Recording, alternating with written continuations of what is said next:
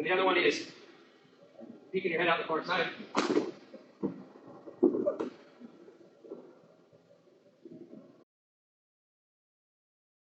What I want to try to do is when he sprawls, I want to land my butt under his hips.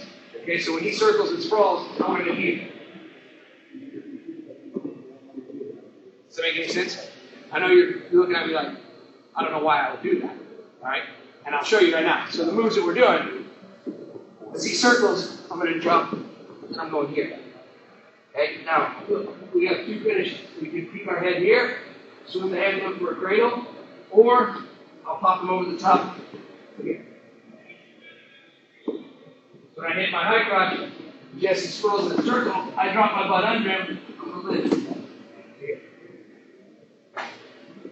Okay, so I'll show you kind of a little full, not full speed, but all the way through it, what you're trying to do. And then we'll come back to it.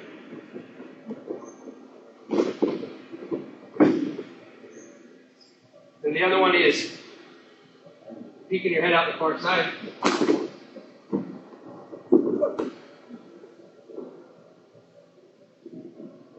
So what you're feeling is, and then this is the read, is when I hit my shot, while I'm hitting it, I can read that reaction of him circling. And I feel he's got me beat on the angle. Okay, so he's already got me getting beat. I'm going to drop here, and I'm going to lift. Okay, so when you come up, your feet are going to be opposite. Right now, my left foot is up, my right knee is down. When he circles and sprawls, I'm going to back in to both knees, post my hand, I'm going to lift, and it's going to be opposite. So left knee down, right foot up. Okay? Now, first one we're going to do, you should be kind of parallel with that. Okay? So my head is under his chest, but I'm lifting him with my shoulder. Okay? I'm not lifting him with my arm. My arm is just holding on. But I'm lifting him with my back and my shoulders here. Okay? Once my foot steps up, my head is going to find the opposite side, and I'm going to get big and run him down. Okay, so once my head pops out, I come up, get big, and run him over. One more time on this setup. So whenever he starts to go, this trail leg that stepped up that's going to drive across is just going to step back. My knees here, and I lift. My head's down. If my head was up, I wouldn't be able to lift it. I'm going to lift it. My head's down. So I find this hole, then I'm up, I get big, and run through it. Make sense? Yeah. Okay, so in, they're getting an angle, we're back stepping, dropping small, lift, other foot steps, your head's going to find that opening, run ahead. They want their hips down and away, that's what a sprawl is, right? You sprawl your hips down to the mat and away. Does that make sense? Yeah. So if I just stay where I'm at, and I try to go here, he's going to go down and away. He's too far behind me. Okay, it's not enough to just drop to my knees and think they're going to end up on top of me. As I take this foot back, I'm also dropping into them, and I'm quickly coming up. Because when they sprawl, many of them will have their head down. Head down means your hips are what? Up or they're light. Okay? They're either up or they're easy to take up. Right? What's going to happen though is the longer I sit here, he's going to get his head up on his sprawl, and then I can't get his hips up. Okay? Part of what makes this work is when I drop under him, his head comes forward, and I can immediately lift his hips.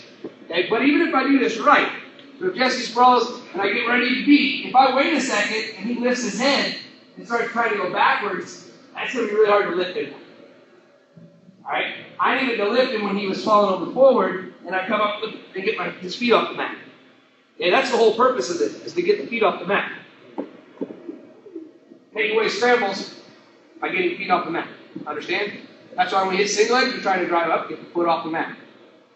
When we get to a shelf, or when we get to a single leg, I just gave you, we're trying to turn the corner and get to a shelf, foot off the mat. If I'm in a crackdown position, I'm trying to split the middle and shelf, foot off the mat. Right? Remember when we were finishing our double legs and isolate the bottom leg?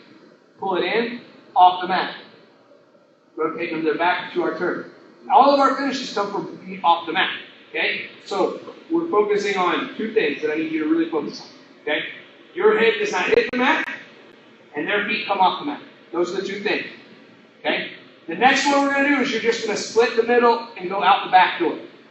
Okay? Now, this ties to our underhook from yesterday. Raise your hand if you practice history. So remember when we talked about our underhook throw by? What do we throw that with? Do you use your arm to like break it by? Pop with your shoulder, right? It's the same thing here. If you try to use your arm to pull them over, it is not going to work. You've got to think about just straightening your arm and popping it over your head. Not like you're trying to pull anything through. You're just trying to straighten and reach. Okay? So once I get to this lift, sprawls, I get to my lift here, all I'm doing is punching my hand over my head, putting my chin down, and I'm dropping levels and back to out the back. Okay? So I hit this, he sprawls, back in, lift, and I'm going to pop, back out the back. Okay? My hand, watch my hand.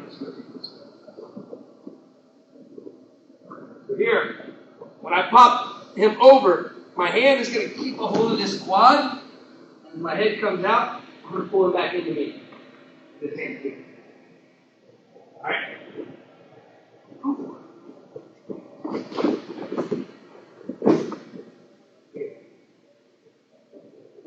Get a little better than that.